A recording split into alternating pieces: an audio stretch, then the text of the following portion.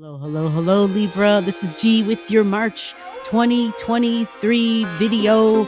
We've got lots to go over, so let's begin.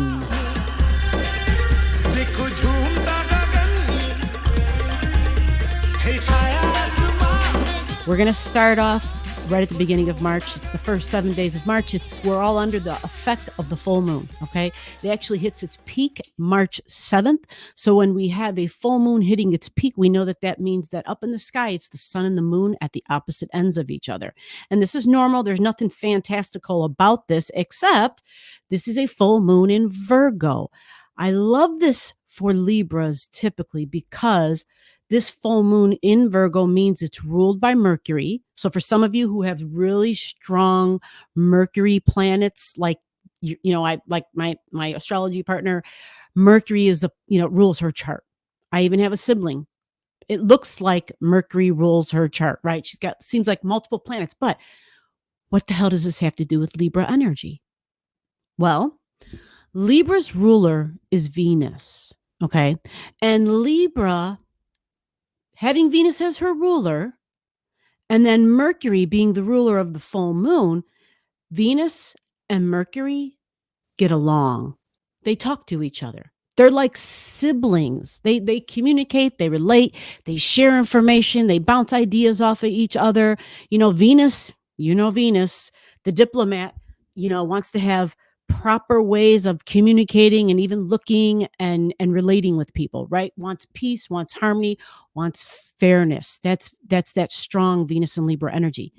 Mercury is like the go with the flow, right? Mercury can pivot. Mercury can twist. Mercury likes to bounce ideas back and forth, sharing information, communication, talking, writing. It's the scribe. So these are all keywords. Okay. These are all like Virgo keywords because it's the Mercury as the ruler, keeping track of things, order, organizing, usually a strong domestic vibration. So in the house, there's a place for everything, a thing for every place.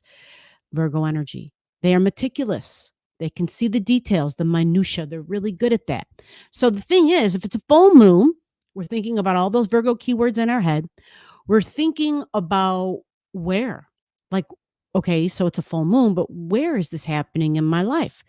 So the full moon's going to be happening for Libras in your 12th house. Now, your 12th house, having Virgo there, this is unconsciousness, right? You could say it's kind of like our routines and our habits, because it's Virgo. So it's our routines and our habits that we are not aware of. So there can be things that you do that you may, this could, think of 12th house. It's sleep, right? It's things that are in the hidden. Okay.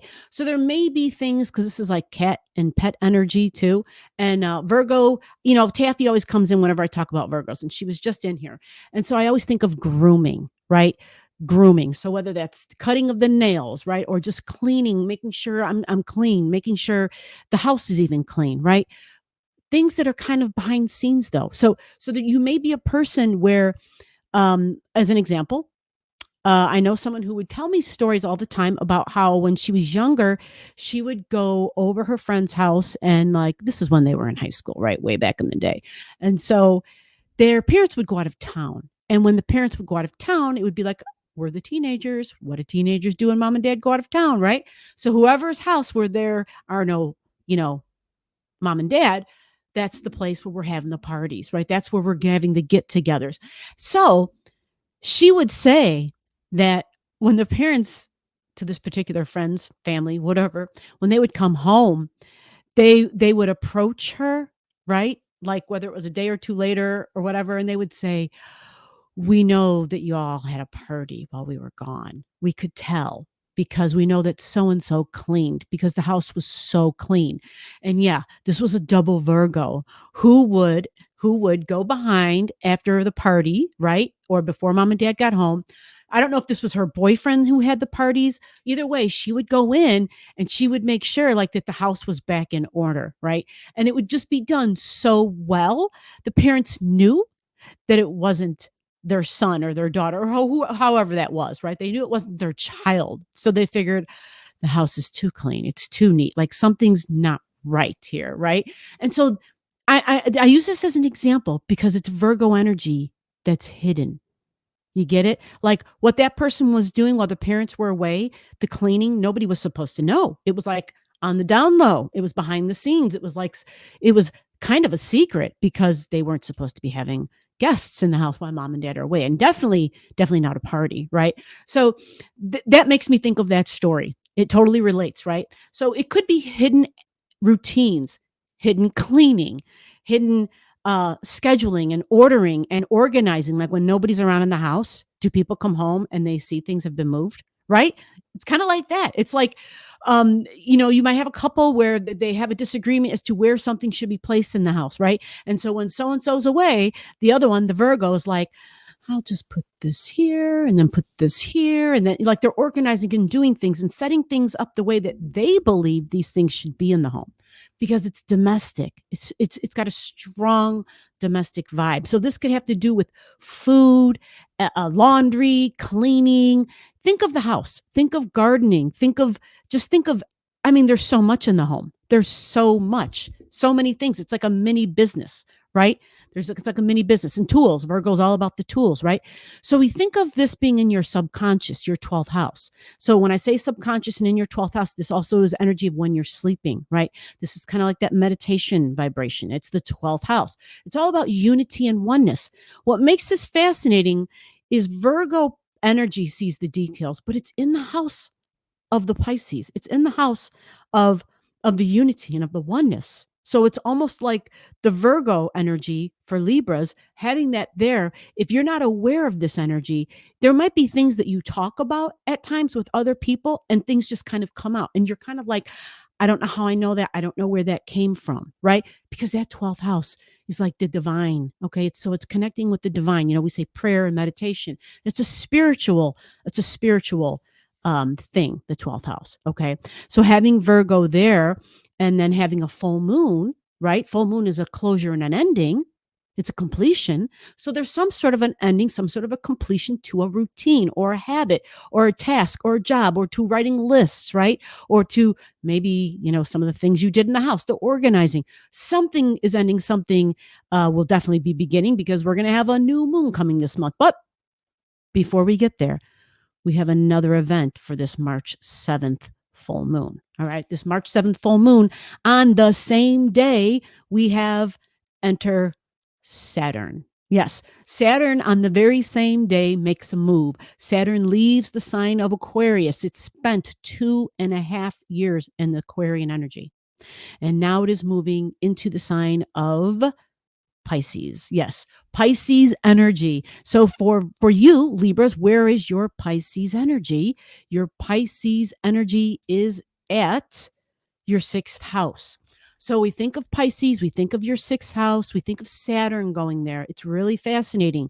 Your 6th house is all the Virgo keywords I just spoke of. Right, because you had a full moon in Virgo in your 12th, and that full moon in Virgo, 6th house is Virgo energy. All right. So it's tasks, it's routines, it's the minutia, it's connecting the dots. It's also the troubleshooter of the zodiac because Virgos are really good with tools. They're really good with seeing the details and the dots and then connecting them together and figuring out the big picture with all the little dots that are presented, right? So we think about a person who, like you might be the one where when shit goes wrong on the house, it's like, can you fix this? They've got strong quality for crafting is Virgo energy, right? Somebody needs a shirt button sewed on. Someone needs a hem in the pants or something like that crafting and that Virgo and the details, the putting the thread through the needle, like these are all Virgo qualities. Okay. Now it's a very crafty, creative energy and vibration. So it can fall into the realm of Leo because remember, Leo and Virgo at one time were together, right? Right. So it comes to a routine and a habit changing in your 6th house. Now your 6th house is also health.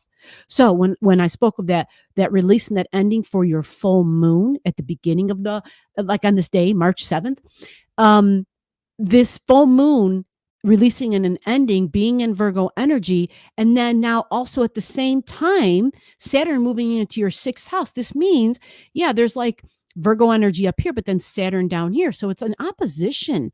So it can be It's very complex, right? I mean, it's an opposition for all of us, no doubt. But so that means it's between your 12th house and your 6th house. Okay. And so without going any further and getting any more confusing, Saturn going into your 6th house, Saturn is duty. Saturn can bring work. Saturn can represent work. Saturn is serious. Okay. It's like I'm setting up for a long-term goal. So it rules time, but it's like father time, it's like a long period of time. Because when we have Saturn, we build something that's going to last for a long period of time. So when we talk about Saturn, it's typically material and tangible. Something you can knock on, something that you can hold in your hand, something I can chuck across the other side of the room, right? And that if you hear it hit the wall or drop onto the floor, it's material, tangible, it's hard, okay? And being very serious, it's ambitions and goals, right? It's like, what do you feel you must do? What do you feel? Some associate the word burden to it, but we won't go that far. It's a vocation. It's something where even if you aren't making money at it right now, right? Even if you aren't making money at it, it's something that you find yourself constantly working at anyway. That's Saturn. So you spent the last 2.5 years doing that in group energy. It was in Aquarius. So it's like supply chain, it's cutting edge, it's technology, it's science, it's astrology, right? That was Saturn. It's that group energy. It was online group activity, online dating, online communications, right? Social media platforms, like that was Aquarius energy, and devices and computers, like that's all Aquarius, and stuff that's not even invented yet. Leonardo da Vinci, right? Benjamin Franklin, Nikola Tesla, like that's all the Wright brothers. These are all Aquarius energies. So now in comes Pisces, and Saturn being there, Saturn representing work, Pisces representing the unseen. It's the hidden. It's prayer. It's meditation. It's spiritual. It's unity. It's oneness. Pisces is sound. Sound. Yeah. So very serious Saturn going into very serious, tangible material Saturn, my goals and ambitions Saturn, going into Pisces, which has been more about being very creative and going with the flow, doesn't really like rules, wants the flexibility, just goes whichever the way the current is taking it, right? So Saturn comes in and it enters into these murky waters because that's Pisces. It's kind of like murky waters, okay?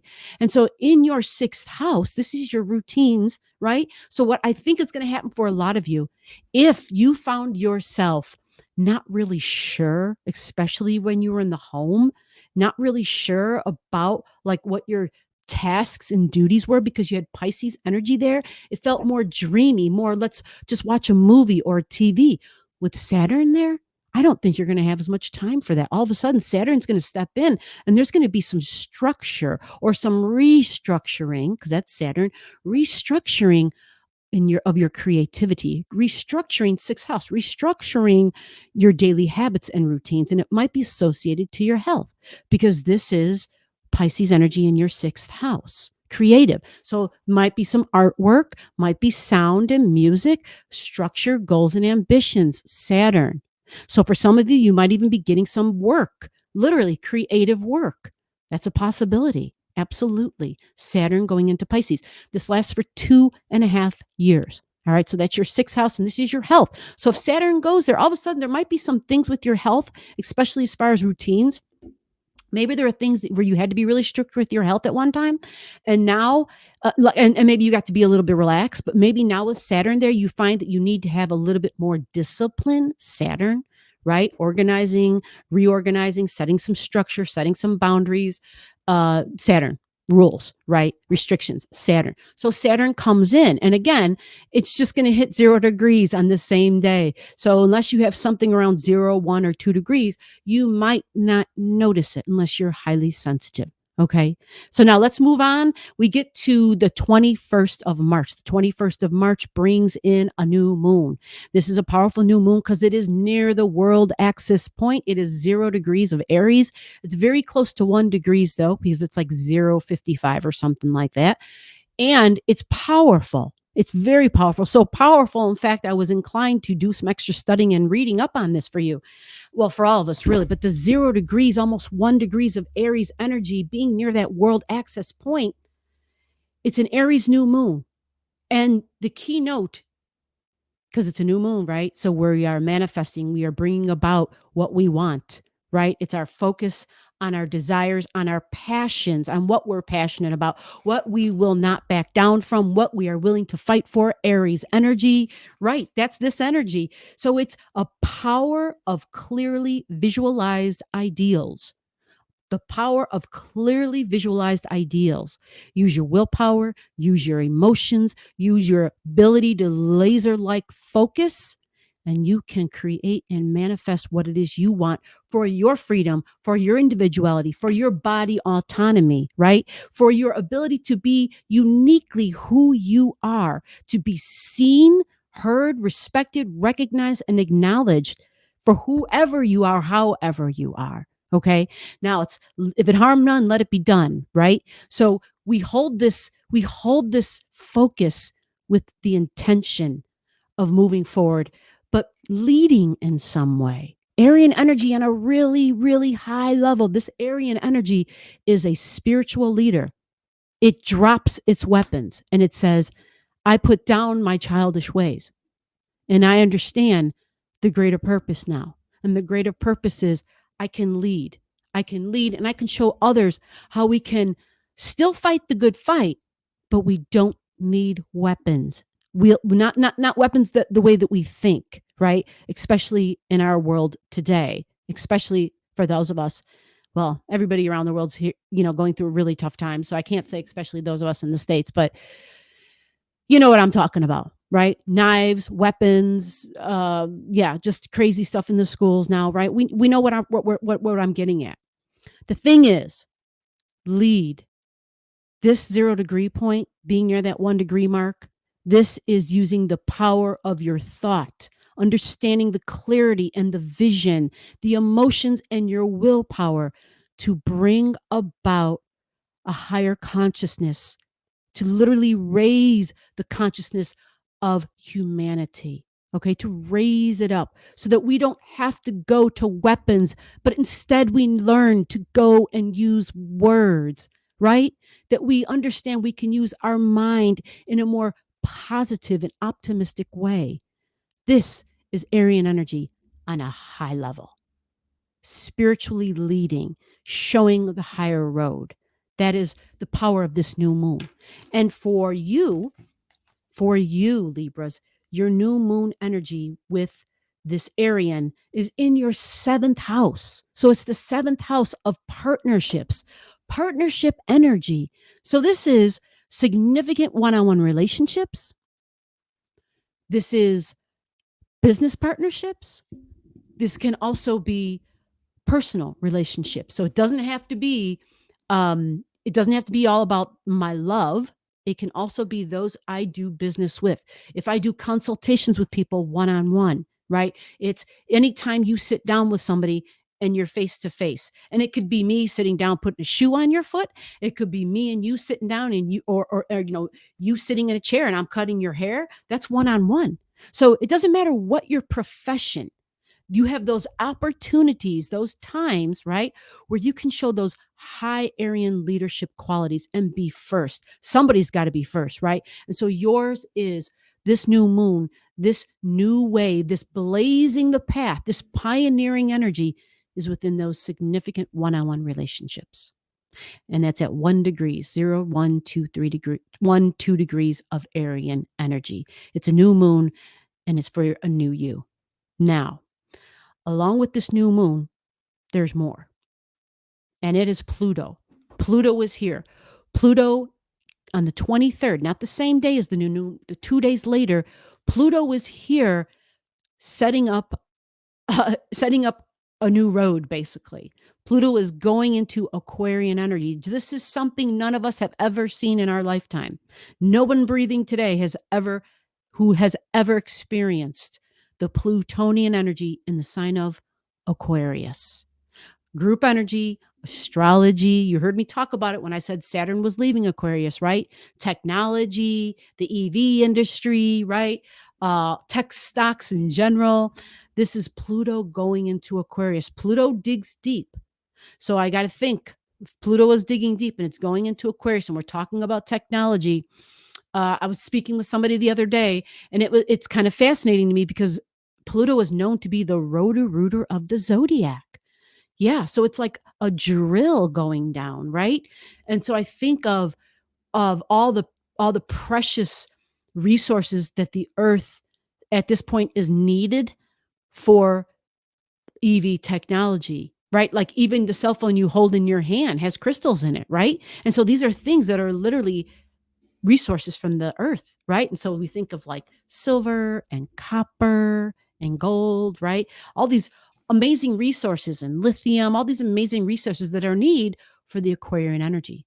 So for Aquarius in general, technology, the airlines, mass transportations, things, it's cutting edge. It's disruptive technology. It's stuff that hasn't even been invented yet. So it's power. It's alternative sources of power. It's independent power.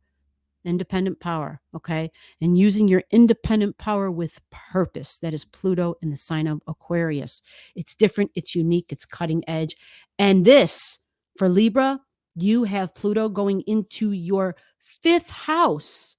Your fifth house, your fifth house is children, fun, joy, creativity, romance, mating, dating, relating, taking a risk with my body. So for Libra's ascendant, Aquarius energy in your fifth house. Okay, that's group energy, that's friends. So your friends may feel like children. Your children, you may be prone to be one of those parents who it's kind of important for you that your kids, that it's more of like, I mean, obviously, when you want to be the parent, you want to be the parent, but then you also kind of want your kids to be your friends, right? And so there's that tricky thing, right? And so if you work with kids, literally, like I can think of somebody who literally has, this person's a teacher.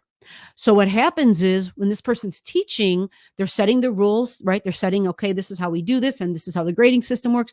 But what happens is the course goes on, this person does actually develop relationships with these students, where they're kind of like friends.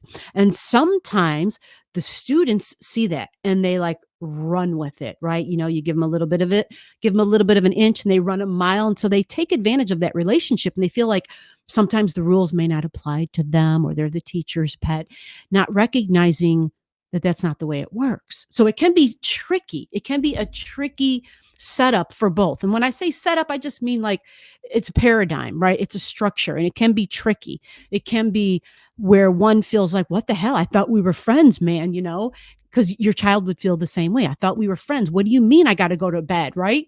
I thought you were my friend, right? 10 minutes ago, we were laughing and watching a movie together and having a good time. And now you're telling me I got to go to bed.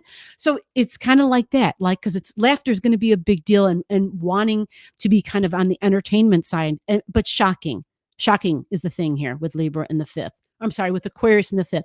Aquarius is shocking. It's sharing information. It's talking, loving to have friends and talking to people. This energy, like I said, can be disruptive. So Pluto going there, it's going to transform your friendships. It's going to transform the way you relate with the youth. It's going to make it more purposeful. It's going to not that it's not purposeful already, but for all of us, Pluto steps in and it transforms and permanently changes. It is to bring more truth and more purpose into our world, more purpose, and to align with our uniqueness and our individuality. And so this is a really powerful placement, because can also be like if you're dating, right? If you're at that stage where you're not in a serious relationship, and if you're looking, you are likely in the beginning of this, depending upon if you have planets at these degrees, you could very easily come across people who you're just like, like your bullshit meter might be on like off the charts. People present to you in a certain way and you might be like, this is a joke, right? Like this person's not serious. Like I can't, yeah. Like there's things about that, like you see through the bullshit immediately because that's Pluto. It immediately points out to you some of the undesirable things, some of the undesirable realities, whether it's in the youth, because it's Aquarius energy. So it's people who are like, high school students or people just entering college, right? That's that youth, that's that age where we try to break away from mom and dad. But it's also people who are our authority figures in our life, mom and dad energy, because Saturn is the ancient ruler, and Saturn is like dad energy. It's masculine. It's like the person in charge, like the person telling you it's time for you to go to bed, the person telling you, no, you can't have another piece of that candy. That's enough, right? So this is changing and transforming. And extra piece of news here, it's going in on the 23rd of March. It stays here for a few months. Okay. By time July comes around, it's already backed into Capricorn energy. Okay. Matter of fact, that might even be June. I'll put the dates below. But yeah, so it's a few months that you'll have Pluto. It backs out and it won't be back here in your fifth house, or it won't be back here to 0 degrees Aquarius until a year from now. Okay. So you get a bit of a foreshadow. Okay. You get a bit of a foreshadow in your fifth house for these few months with Pluto going there. All right. If you don't know and you want to know, comment to me and I will help you out in any way that I can. Thank you for your time, and I will see you in the next video. Bye-bye. So below the video, I'll have all the degrees for those of you who like to pay attention to the degrees in your chart. Again, if you don't know and you want to know, just comment below.